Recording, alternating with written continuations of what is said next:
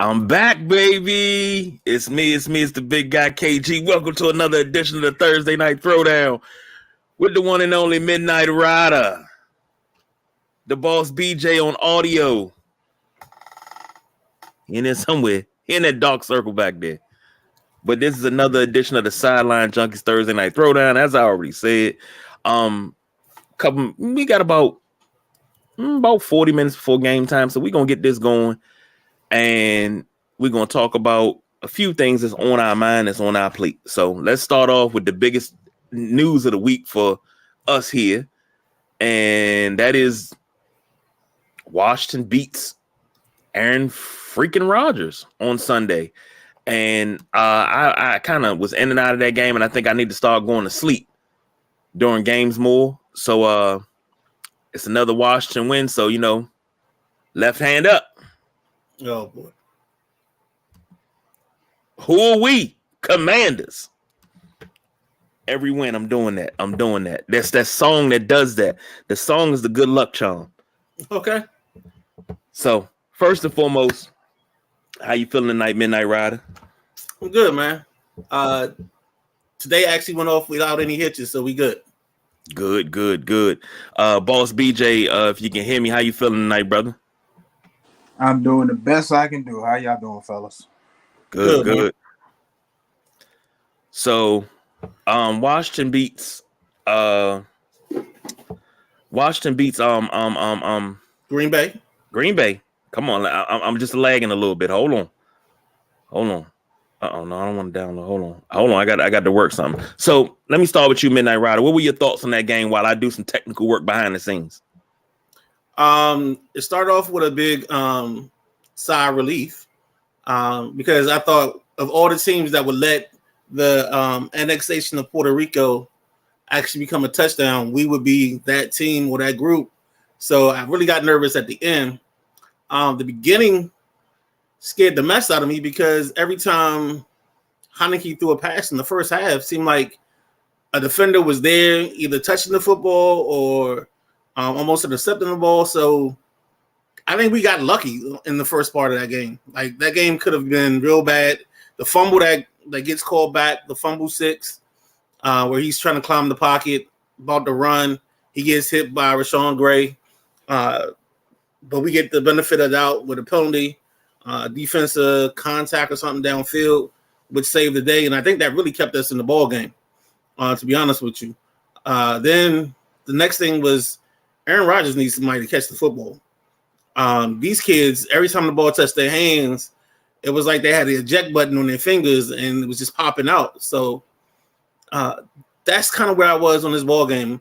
I thought the defense held up, but that's also because whenever came curl plays, I think our defense is 10 times better on the back end. They still got Bobby McCain in. Don't know why, but it's all good.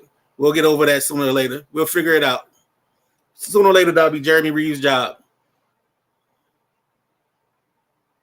I'm sorry for the slander. I'll address that in a minute. BJ?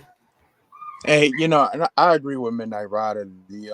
And I was monitoring Twitter and social media, and people were killing Heineke in that first half. And I understand it, but I don't know what you expect from a guy, being thrust into the starting role. Even though he has started for this team, it's still going to take a while, which is a quarter or two to get game speed, just get the timing back down. Mix that with him being a gunslinger and willing to take chances, like Ben said, the Commanders definitely dodged some disaster where they probably could have been down 14-21 nothing easy. But they kept in, and Heineke made some good big throws down the stretch. McLaurin, when's the last time you seen him exert that much emotion and energy in a game? I don't think Carson Wentz gets his job back. I really don't. I don't think the way Wentz is playing, the way how dormant that offense has been, it's just, even with Heineke's shortfalls, he injects so much energy into the Commanders, that offense. Everybody kind of, you know, falling behind. He just one of the guys, and that's kind of like what you need. And as far as people saying like, oh, he can't throw the deep ball like Wentz, okay, then Taylor plays to him. I say this all the time. Do what his strengths are. I thought the Commanders miserably failed in the first half, not using his legs more. Like he's not Lamar Jackson, of course, or Josh Allen, but you can make some plays for him, design for him to RPO or just move the pocket.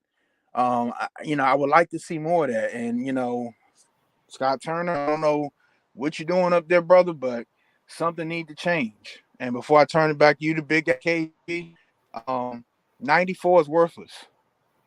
I wish I got paid 94 is worthless. 94 is worthless. Nah, he's actually been balling this year. You could have said that last year to me, but this year, nah, he's doing his thing. He's getting paid $8 million to exercise. That's what he's doing. They can do without 94. I watched that game. I watched 94.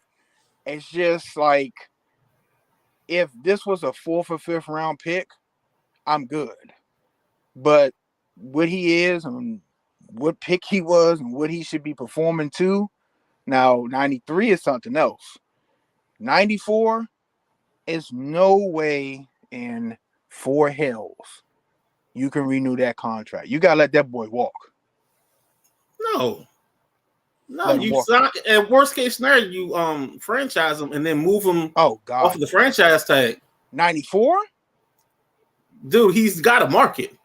Oh yeah, let the Jets get him then. Let the Jets and the Jaguars.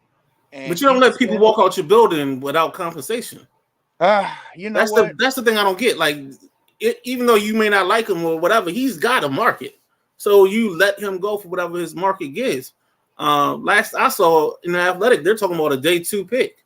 So that's a 2nd or a 3rd, depending on what the terms are. You don't let that kind of player walk.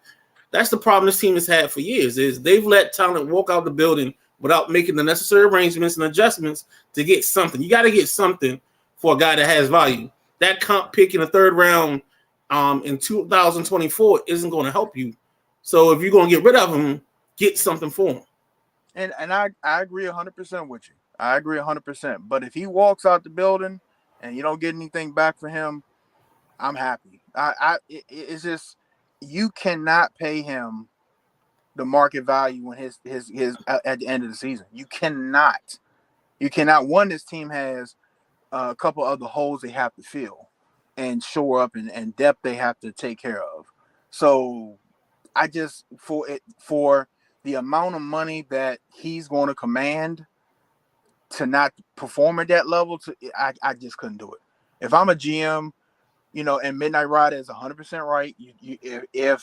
If there's a market for him and somebody's willing to give you a day 2 pick, all right, take it.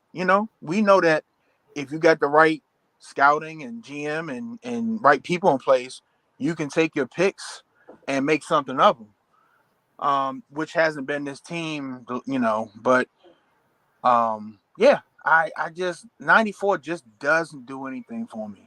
He just doesn't. And I think he benefits from 90 and 93 a lot. I think if he had to beat a dog and 90 and 93 wasn't out there, that boy would be like 10 on 11.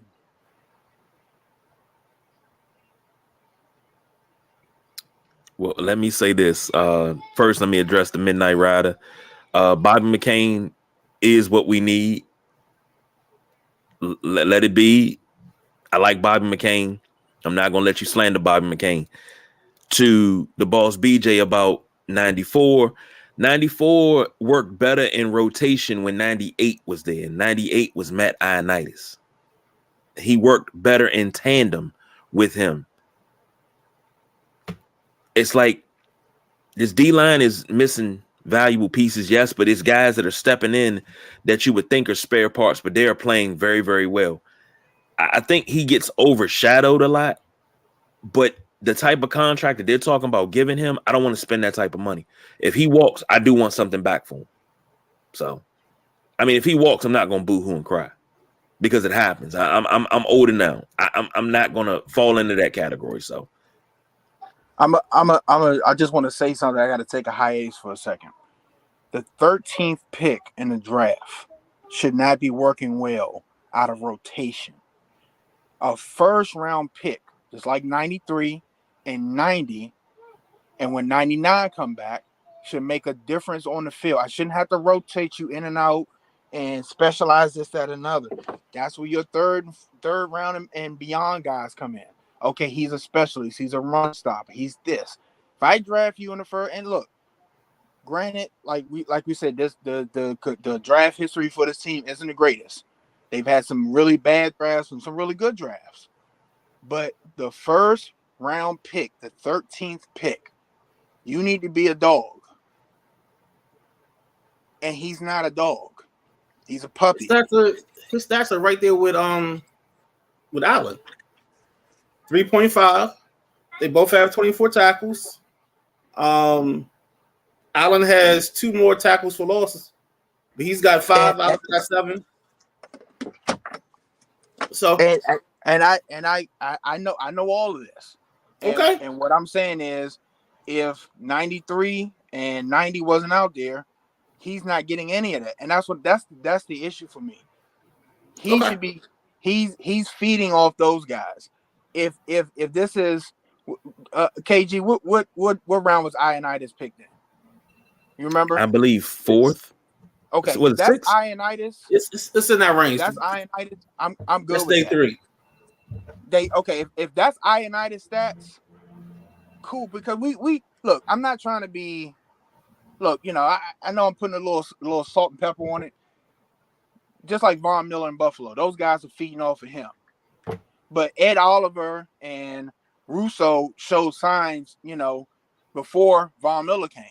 So what I'm saying is he's eating all. If John Allen goes down, and I'm not saying he will, and I'm not wishing that on him, that defensive line is screwed. You're not going to get what you get out of 93 from 94 if he go down. He's not going to step in and take that. Man, that doghouse. Yeah, but that's my issue. You're a first round pick. I need you to be performing at a certain level. If you're a 3rd round, 4th round pick, cool. You know what I'm saying? I can work with you. Maybe you reach your ceiling, but you got a high motor. You're a good guy. Cool. But like, I don't have no faith in 94. And hopefully we go through the season. Maybe he proves me wrong. He is on a contract year. I doubt it though.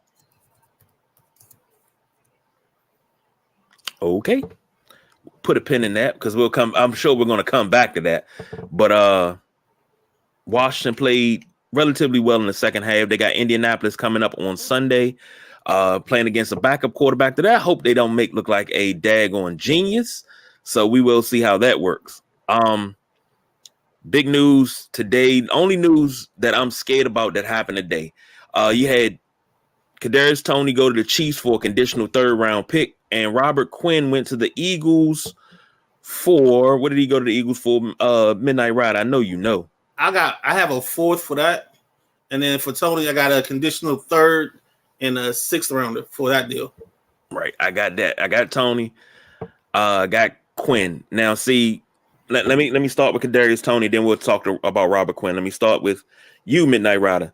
Kadarius Toney. I was telling the boss BJ earlier today, I thought this kid would be laid with a bus because he hasn't really done anything.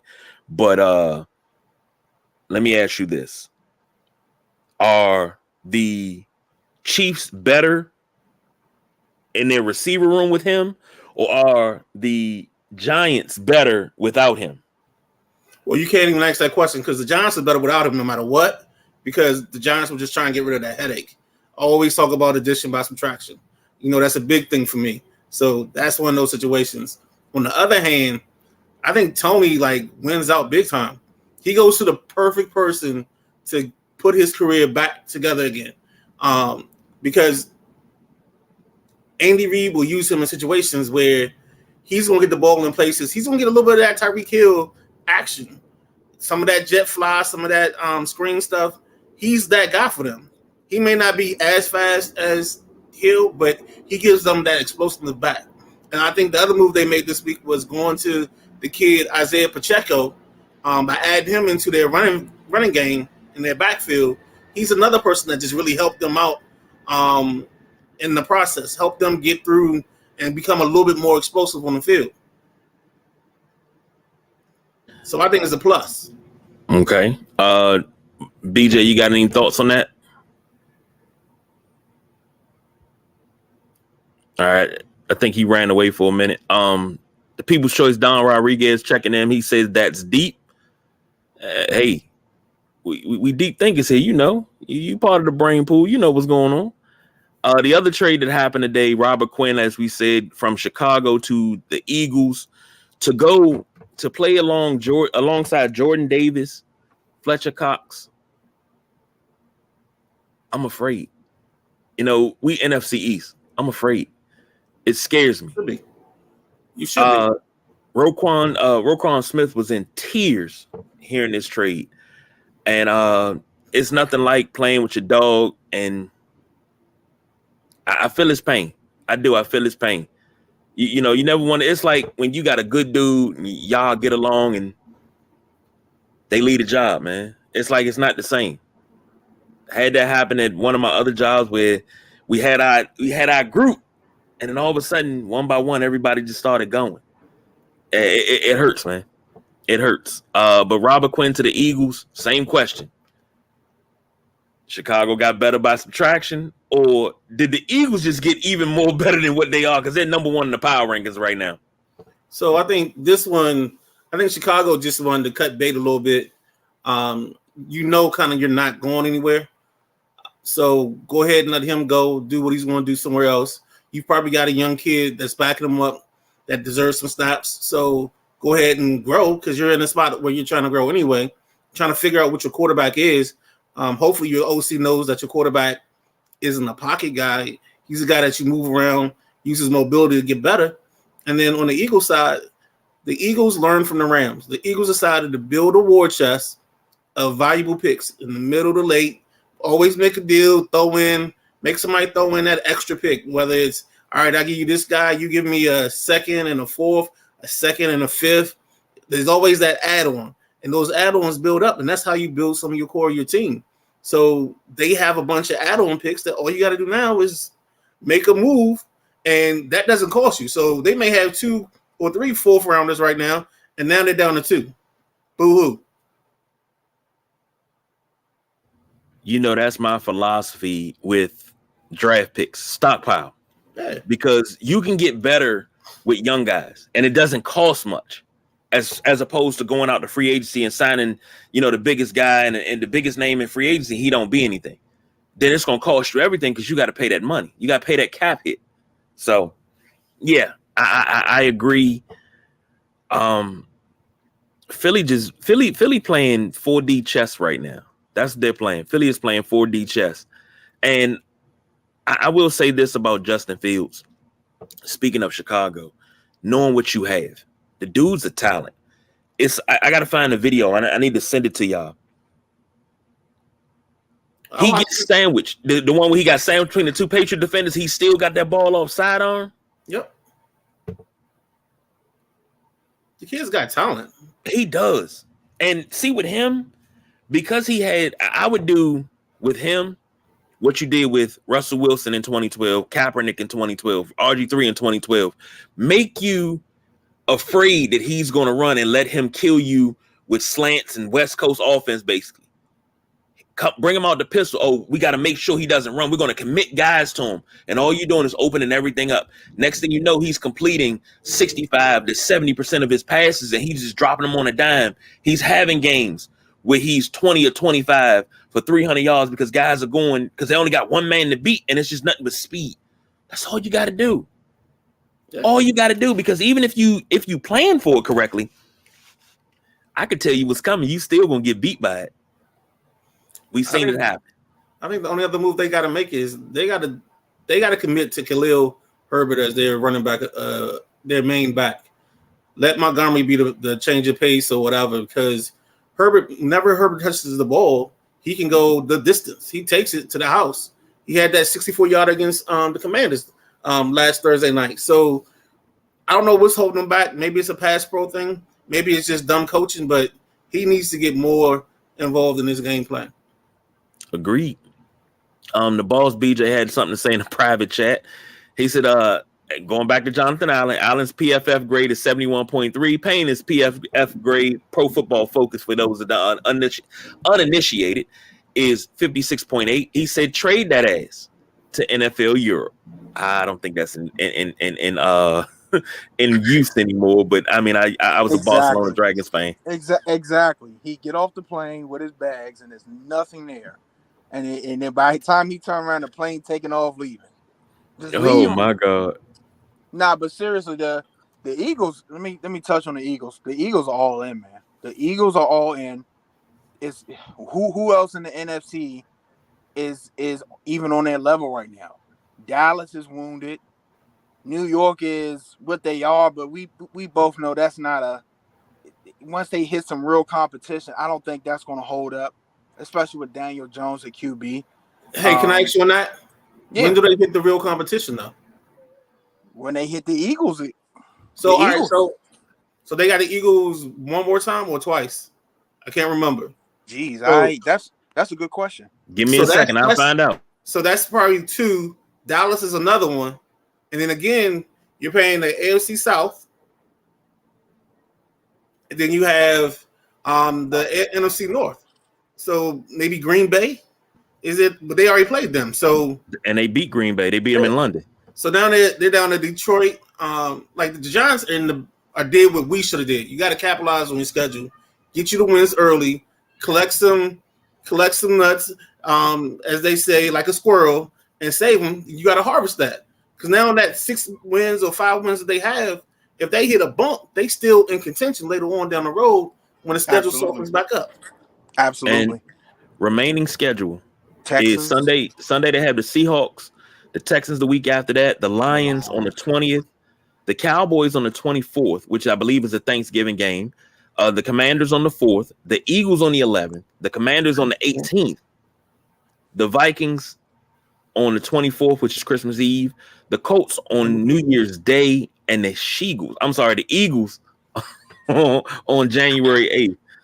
The hate is real for me. Yes, it is. And Midnight Rider's right. You know, you take what you can get. But, you know, I'm looking back. Aaron Rodgers, they're not going to beat nobody. The Bears are the Bears. The Ravens right now, whatever's going on with in Ravenland, I don't know what's going on. You know, they got that W. And then the Jaguars are the Jaguars. You got to win those games. That Week 12 game, the Cowboys, they got 1, 2, 3, 4 NFC East games back to back. I can see them dropping all 4 of those. That's their testing ground. Yeah, that's where they, you know, the Texans, of course, the Seahawks, I think, would be a good test. The Seahawks have been playing, you know, decent ball. The Texans aren't a test. We know the Lions, what they are right now. The Cowboys, even the Commanders, you know, with Heineke starting, you know, can be a test. But, you know, the Eagles are definitely going to be the test, and they got them twice. But like Ben said, they got what they got. What are they? 1, 2, 3, 4, 6-1? Yeah. Yeah, they're 6-1, right? Mm-hmm. Yeah. So you got 6. Yeah. Or you got to give me 3 more. Worst case scenario, give me 3 more. 9-8. They may still make the playoffs. They may sneak in the back door. I think they'd probably be a wild card. I really, you know, man, if nothing happens to the Eagles injury wise, you know, they're going to probably be number 1 seed, and then is after that it's just fill it out, I guess. You know. Well, we got the Bucks and the Ravens tonight. What's the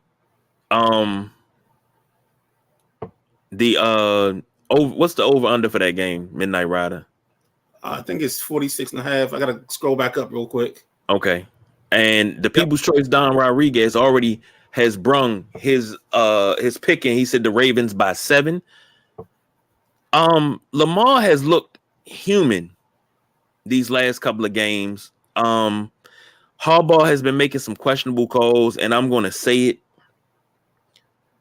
I hope it's not true, but is Harbaugh on the hot seat?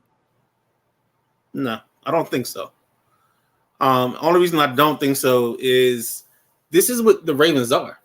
Their only issue right now, I think, is they changed defensive coordinators, so they lost a little bit of their identity coming down the stretch. Also, you got to just pick a running back and figure out who's playing running back because it was Dobbins. I think now we're on Gus Edwards. I think they're doing Kenyon Drake. So Drake will probably play a good game probably tonight or next week, and then he'll disappear for 2 games. It's just they don't have anything consistent in their backfield. And the same thing on the outside. Again, the guy to watch tonight is Duvernay, and then also Rashad Bateman. Duvernay's going to get you about 40, 50 yards. He might even have a big play in the kicking game, and then Bateman's their guy. They're number one. So, and don't forget, they signed Deshaun Jackson. Yeah, they signed Deshaun Jackson. Isn't Dobbins hurt now? Yeah, he's out for another 4 weeks now. Yeah, Dobbins is hurt. Here's real quick. This is something we touched on when they didn't pay up for Lamar. I don't think Harbaugh goes on a hot seat at all. I think that Lamar's made some questionable throws, and that's when we were talking about why they didn't pull the trigger on giving him that deal. Are you going to pay a guy $250-300 million and go through this, or are you going to try to get some compensation for him and go the other way? So it's going to be interesting to see how this team rebounds the rest of the year. I mean, because it's going to affect the contract negotiations, and Lamar might already be scoring and be like, "Hey, I'm out of here, no matter what," and they can franchise him, they can do whatever. But yeah, I just this paying that guy, he's exciting, but can he win you a Super Bowl? That's the issue. The issue. Here's my rebuttal to that. You said he makes some questionable throws, and can he, jump into that? Can he be that guy? Is he worth that money? But Patrick Mahomes makes questionable throws, but nobody talks about it. Questionable throws at critical times. Patrick Mahomes has made questionable throws at critical times. They just didn't result. Okay, he makes questionable throws, but they don't result in turnovers or things like that. Because Patrick Mahomes will do a rollout and throw a no-look pass back across the field, and it may be complete or may be incomplete. Now, Lamar may make a throw that he made a wrong read, and it may be an interception. But it's still a questionable throw no matter the outcome, is what I'm saying. Yeah, but the outcome right now are the Ravens losing close games because of that decision. The Chiefs are rolling. And when you roll, don't get me wrong, like we're talking about guys, they're going to make bad throws. Whether it's Heineke, Patrick Mahomes, Josh Allen. But when you consistently we talking about, let's go back to the 21-20 or 21 divisional game against Buffalo.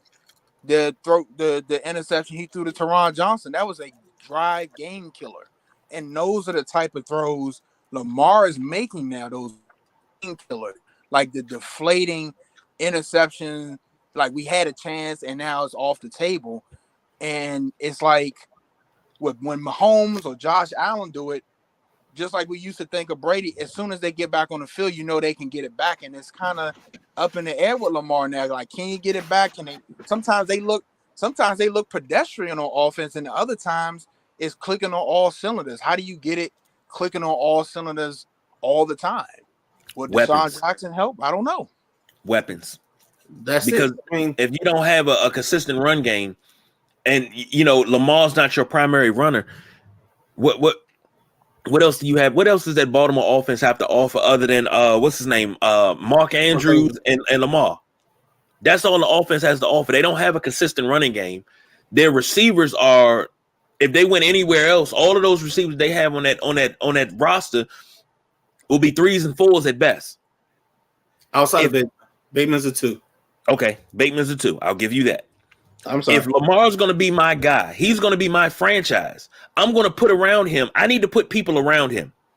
I need to go get guys and then put them around him. I don't need to put Brashard Perriman around him. I don't need to put a 35-year-old Deshaun Jackson around, even though Deshaun Jackson's still fast as I don't know what. But I don't need to put a 35-year-old Deshaun Jackson. I need to build a receiving core. I need when he steps on the field, I need those receivers to be as feared as his legs are. And I think that's where the problem is. It's name the last time Baltimore as a franchise had a dominant receiver. That doesn't exist. Their best receiver's been Anquan Bolden on the back end of his career. And he was dominant. He wasn't dominant. He was just he made plays. Wasn't dominant. I don't think they would have got to the Super Bowl without him. But I mean, the narrative was, let Ray ride off in the sunset, but I don't think they would have got the Super Bowl without him. So here's the kicker. So the Ravens have 1,094 yards rushing on the season. 510 of those yards belong to Lamar Jackson. They don't have a running back with over 200 yards. I mean, I can have more, but I mean, that says it all for me. Like, this is a team that they just, for some reason, after Jamal Lewis, they got Ray Rice, and they've kind of just, the running back thing has been a committee thing. And I think part of that is just because they can't keep somebody healthy the last 4 years. Well, they can't keep him healthy, but they also can't keep him in Baltimore. And I'm like, why wouldn't you want to be in Baltimore? Well, who are they losing? Can I say this? And I gotta run, guys. Okay. And Josh Allen for Buffalo is the primary source of offense. Nobody in the league is game planning for Devin Singletary, Zach Moss, or Cook, the running back they just drafted. So I understand what y'all saying. All types of weapons help, but I don't want to seem like I'm pounding on Lamar. This is Lamar's baby right now. This is his baby because he is the offense, just like Josh. If Josh or Lamar, if they get hurt, that's the end of the offense. They had a stat up of Josh Allen's passing yards where he was like number 2, and then all his yards together, he's like number 7. Just him, his rushness alone. And I'm sure Lamar is not too far behind him when we talk about total yards offense and how much offense they're responsible for. What I'm saying is Lamar, and we'll see it with Heineke. We've seen it with Heineke. The bad decisions that kill the game. That's his issue right now. That's his issue right now. I don't care if it's Bateman. I don't care if it's Deshaun Jackson. We're talking about bad throws, bad reads. That's the quarterback. That's not who you got running in the backfield, who the left tackle is. He's making bad decisions himself. Okay. Well, before you jump out of here, who's your pick for tonight? I'm going with the Ravens, man. The Bucks look horrible. I never they look. I mean, I never thought in my eyes I would see a Tom Brady team look as bad as they did last week against the Panthers with a XFL quarterback. I mean, they laid into them. Like, don't get me wrong, division game, anything can happen, but they just look pedestrian right now. I'm gonna take the Ravens. I think the Ravens, for offensively, is way right, just clicking on a better level than what the Buccaneers is putting out. Give me the Ravens, and what are the Bucks? 1.5 favorites. 1.5. I take the Ravens in 6. The Ravens in 6. Okay. That's the boss, BJ, giving it to you like he knows how. Now, to the Midnight Rider, you said, who did the Ravens lose in free agency? Let's go all the way back. They wound up losing Priest Holmes in free agency because they had Jamal Lewis. They wound up losing Jamal Lewis in free agency because he went to Cleveland. All right. So after that, who have you? Ray Rice. Well, they lost Ray Rice to his own decisions. Baltimore's one of those teams that when they lose people, they do a good job. Normally, they do a good job of replacing people. So They've got like their defensive ends, the young kid they drafted last year OWEH, whatever however you pronounce that. You've got him. They keep young Tyler Patrick Queen, the linebacker, but he's had a down year. You get the corners, so they get people. It's just sometimes I think their issue just been injuries. I really think that's been their biggest issue. Well, let's flip the script. All right. We talked about a quarterback looking human. Tom Brady is also in that human category this season. The Bucs are 3-4. Tom Brady is frustrated. Giselle making him lose weight because he want to play. She don't want him to play. I don't know what's going on in their bedroom, and I don't think it's anybody's business. But Tom Brady looks human. Mike Evans looks human. This Bucs team is barely treading water. It's holes in the boat, and they're trying to plug them. What is their main problem? He wore number 87. He went to the University of Arizona. He had a bad back, Rob Gronkowski. Then you followed it up with they don't have a running back on this team that is a safety net like James White used to be for him. I think those are the two things they miss the most, or Tom misses the most. And then you also got to think about he doesn't have a slot security blanket. He used to have his boy Wes Welker and company. Now he's got Godwin, but it's not the same. It's just not the same for them. And tight end, his tight ends just don't get open. Cameron Brate's probably going to be out for another couple of weeks because of his bad concussion. So they just don't have the guys that support what Tom does. I mean, right now you got Leonard Fournette running the ball. He's been okay. And then, Hello, OJ Howard. You think you're available to come back? Nah, he didn't fit there. I always thought OJ Howard was better than Cameron Brate. Just being honest. Sometimes that's a coordinator thing. Sometimes that's a player thing. Sometimes Tom might say, hey, he not where I need him to be. Because that's the biggest thing sometimes with quarterbacks is if you where you're supposed to be, they'll take care of everything else. And I think you saw some of that this Sunday with Aaron. Some of those guys just weren't where they were supposed to be. And then when they got there, they couldn't hold on to the football. That's true. So it's a little bit of everything. And Tom looks very ordinary. Yeah, he does. He doesn't look like his superhero self, but we also have to take into account the dude is 45 years old as well. Mm-hmm. And not saying, age is a number.